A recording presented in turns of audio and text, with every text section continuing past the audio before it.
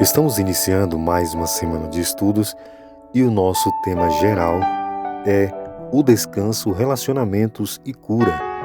E como verso principal para memorizar, nós temos Gênesis 45, verso 5, onde lemos: Agora, pois, não vos entristeçais, nem vos pese aos vossos olhos, por me haverdes vendido para cá, porque, para a conservação da vida, Deus me enviou diante de vós. Vimos que, após a libertação do copeiro, José passou mais 2 anos na prisão. Quando o faraó teve sonhos estranhos, o copeiro se lembrou do jovem José e disse ao faraó como ele havia interpretado corretamente seu sonho e o sonho do padeiro. José não reivindicou a capacidade de interpretar sonhos, mas deu toda a glória a Deus. Não está em mim, não está em você, mas Deus será quem dará uma resposta propícia ao faraó. Veja que ele não se limitou a interpretar o sonho dos 7 anos de abundância seguidos de 7 anos de fome, mas propôs as ações que deviam ser seguidas para evitar os 7 anos de fome. Faraó o promoveu a primeiro-ministro e depois José se casou com Assenates, com quem teve 2 filhos, Manassés e Efraim. A história de José não terminou quando ele alcançou uma vida bem-sucedida como primeiro-ministro do Egito. Quando o primeiro ano de fome começou, José enfrentou seu passado. Seus irmãos estavam diante dele, mas em circunstâncias totalmente diferentes da última vez que se encontraram. Em suas mãos estavam a punição ou o perdão. Qual você escolheria se estivesse no lugar de José? Qual foi a base para a sua decisão? E para melhor compreendermos a história de José, dividimos aqui o nosso estudo em algumas sessões. Na primeira, vimos que José teve que enfrentar o passado. José teve que preparar o terreno.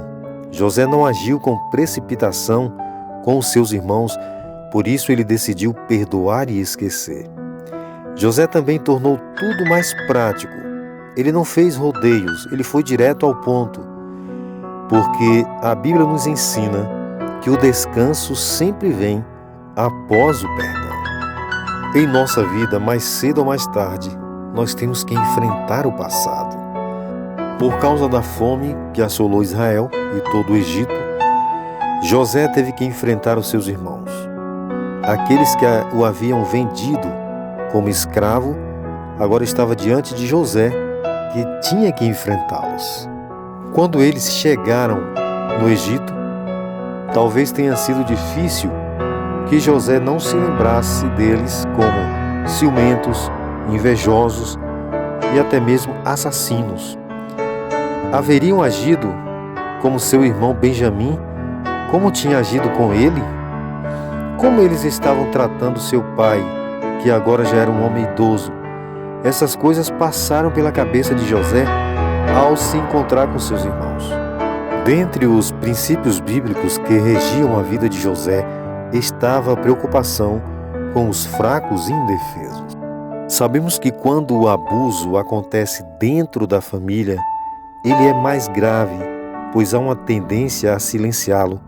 Sob nenhuma circunstância, qualquer abuso físico, sexual ou emocional deve ser tolerado.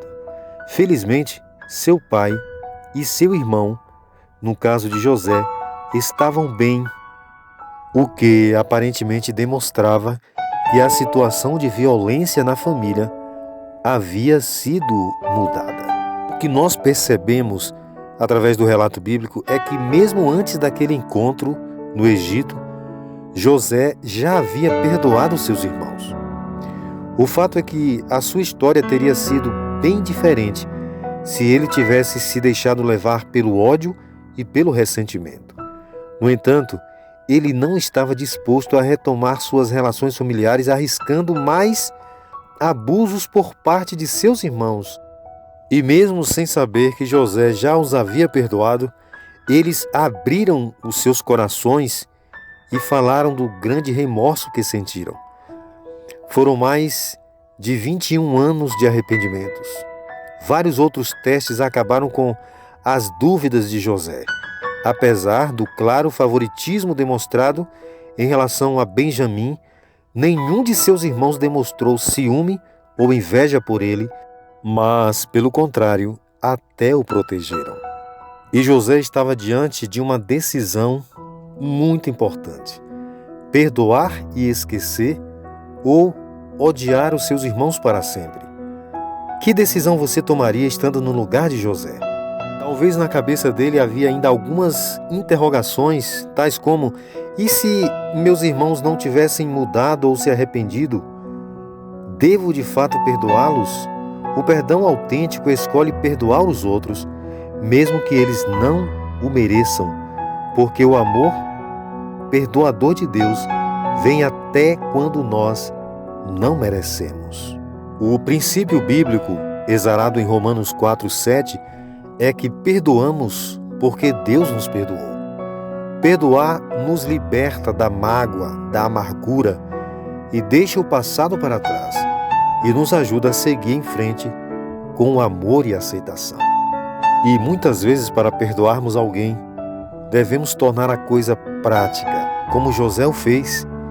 José não criou rodeios, não esperou seus irmãos tomarem a iniciativa, mas ele, segundo o conselho de Deus, segundo a palavra de Deus, ele tomou a iniciativa de perdoar. São de Jesus as palavras em Lucas 6, versos 27 e 28. Mas a vós, que isto ouvis, digo: amai a vossos inimigos, fazei bem aos que vos odeiam, bendizei os que vos maldizem, e orai pelos que vos caluniam.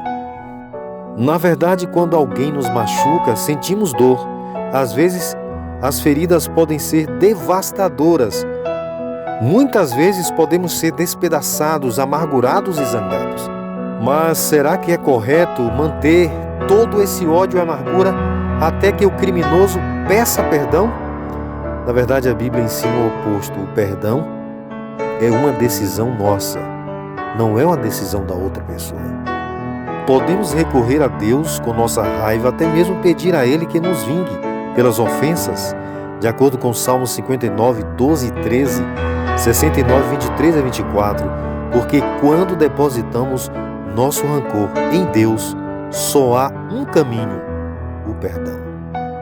E foi por isso que Jesus, na cruz, nos deu o exemplo final, pedindo a Deus por seus carrascos. Ele disse: Pai, perdoa-os, pois eles não sabem o que estão fazendo. Cristo aqui nos ensina que o descanso vem após o perdão. E no caso de José e seus irmãos, finalmente veio a reconciliação familiar. De acordo com Gálatas 46, verso 29, isto é necessário. Tudo parecia perfeito, mas o tempo mostrou que ainda haviam algumas feridas para curar. Após a morte de Jacó, o remorso e o medo voltaram aos corações dos irmãos de José. E na palavra de Deus encontramos a seguinte pergunta: quantas vezes devo perdoar a mesma ofensa?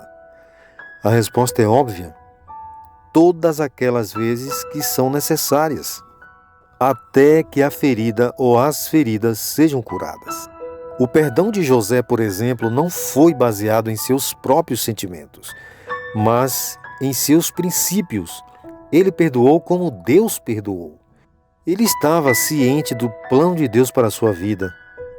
E no plano de Deus para nossas vidas, jamais haverá lugar para o ódio ou para o rancor.